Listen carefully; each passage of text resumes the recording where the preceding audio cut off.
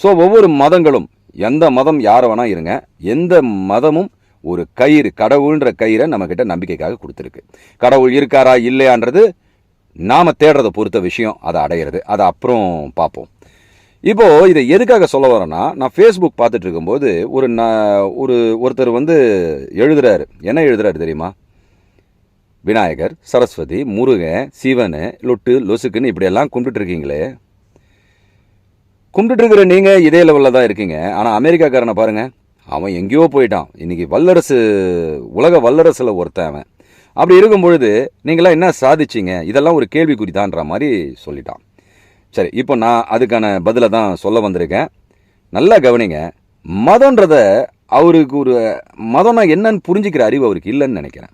அதனால தான் இப்படிப்பட்ட வார்த்தைகளெல்லாம் நிறைய பேர் யூஸ் பண்ணிக்கிட்டு இருக்காங்க. கடவுள் இல்லை, இந்த மதம் அந்த மதம்னு. மதம்னா என்ன தெரியுமா?